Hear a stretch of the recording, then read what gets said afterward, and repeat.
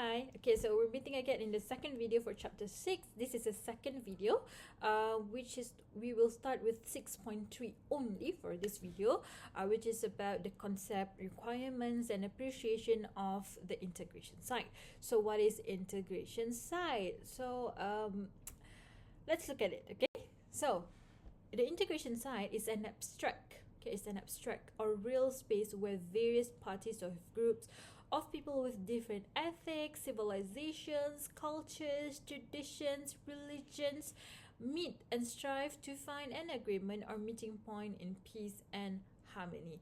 So this is what the integration side is about. Okay, so under the umbrella of integration side, we have three things. The first one is macro, which is top, okay, which is top to bottom. Okay, so it is definitely the constitution. Okay, so it's the constitution, the federal constitution, which we just discussed in the first video. Second is the meso, bottom to top. Okay, so we're talking about the NGO, non-governmental organization. So I hope you know what is the NGO.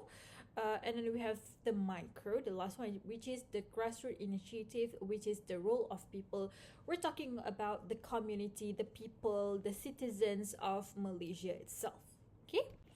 Then, okay, now we're looking at bit to bit, from one to one about these two things. So first, what does the macro consist of? Okay, so it is the laws made by the government to the people as a solution to existing conflicts. So it should be obeyed by all Malaysian. So as we said, the federal constitution remain as a supreme law, and it has to be obeyed by all of the rightful citizen of Malaysia, even those who are living temporarily in Malaysia. So what is it? So we have the constitution, we have the neighborhood association area, we have the federal system, we have the national education system, vernacular, international, and religion, which is protected by the constitution. So every religion is protected by the religion.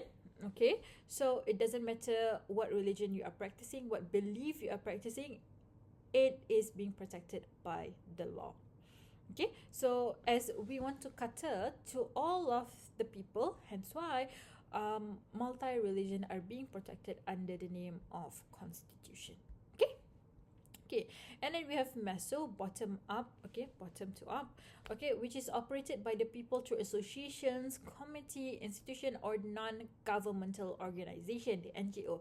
So when we hear about macro, we relate it to constitution, but when we hear about meso, it is related to NGO. Okay, so it is an organization registered outside the government. It doesn't have anything to do with government, but it is self-governing, voluntary, completely voluntary, and these NGOs, it has a direct interaction with community. So as mentioned here, this organization acts as an intermediary between the people and the government. So it is a vehicle for the voice of people and also service delivery sector.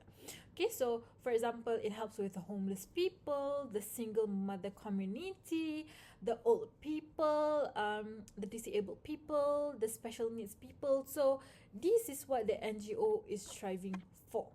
Okay, so it is not that's why it is between, it helps to connect the people and the government. It becomes the middle people, the middle person. Okay, so because government is catering to all the people, right? So it is normal if you will miss a part of two parts. So that's why we have this NGO to make sure that these people, these communities, are not being neglected. This community that needs special attention from the government is not being neglected. Okay, and then we have the micro, the last one, which is the initiative and role among citizens to ensure harmony in society. So we're talking about people to people interaction. We're talking about how it doesn't have to be, the Malaysian doesn't have to be a part of politics, doesn't have to be a part of NGO, doesn't have to be a part any kind of any kind of position, you know, but it's more on a people to people interact. They need to have this abundance respect. They need to follow the laws, they need to follow the constitution, just to ensure that we are able all to be live in peace and harmony. That is the reason why we have this people to people interaction, which is about the role of citizens themselves. Okay, and the stage is an initiative undertaken by the people or individuals, okay, such as socializing at mama shops. I'm sure that any of you have, I'm sure that you yourself have gone to mama, right? I mean, you've been here for like how many months, weeks? I'm sure you've gone to mama at some point of time.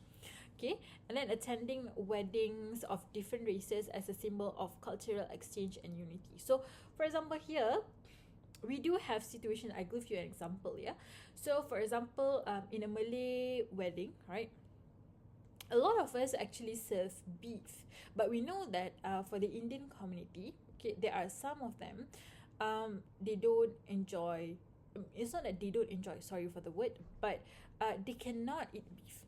Okay, they cannot eat beef. So out of respect, if the Malay community want to invite someone from the Indian community for the wedding, they will serve non-beef food, out of respect. So this is why attending weddings from different races is common in Malaysia. It's not uncommon. So it's the same thing as for if the non-Muslims wedding, if they want to invite someone Muslims to their wedding, they will prepare another section. Okay, and this section entails of non-pork and non-alcoholic food and drink. So that is how it is with the community in Malaysia these days. So yeah, we don't we respect. That's why we're looking at individual level as well. Respect, we follow, so in order to live in peace and harmony. Okay, and then we have, okay, so these are the few examples of how the integration side works for the Malaysian. So in Kelantan, I love to use Kelantan as an example. Okay, so Kelantan case is as an integration site. It's a popular integration site for community and cultural meeting space. So we know that for each language they have their own dialect, right? So it goes the same for the Malay language. We have there are like dialects across the states. Okay, Malay language is the national language, but different states practice its own dialects. Except for Selangor and Kuala Lumpur, we only practice the Malay without dialect. Okay, so in Kelantan they have this different dialects. So for example, if the word orang, okay, people, it means people. In the bahasa we say orang. But in this Kelantan dialect, it will say ore, something like that. So it has its own dialect. Okay. So this dialect is being practiced by the minorities as well, like the Chinese, the Kelantan Siamese, the Indian Muslims, and the indigenous people. So despite the Malay Muslim being the majority, okay, so all of these minorities will, despite them being Chinese, right, they do speak Mandarin, but in daily life they use the Kelantan dialect more. So hence why Kelantan is a good example as an integration site in Malaysia. Okay, so there are four process taken. Okay, in Kelantan, we have assimilation, we have accommodation, we have acculturation, and amalgamation. So amalgamation is often practiced. A lot of cross-culture marriage is being done, definitely. And then we have assimilation. Okay, the assimilation. Okay, for example, the dialect of Kelantan. Okay, and then we have accommodation, where they are aware, respect, and then acculturation, borrowing. We borrow. Okay, in Kelantan you will find a lot of Thailand food, seriously. So that's why we have like a culture where we borrow majorities, minorities. So it's cross because Kelantan is at the border of Thailand. Okay. And then for example, and we have the series of Neng Buah Toko integration of Kelantan Siam, the cross. Okay, the cross culture. So yeah. Okay, so this is 6.3, the second video. So this video we talk more about the integration side, and we use Kelantan as an example of what is an integration site and how it works specifically in Malaysia. Okay, so I will see you in the next video. Bye bye.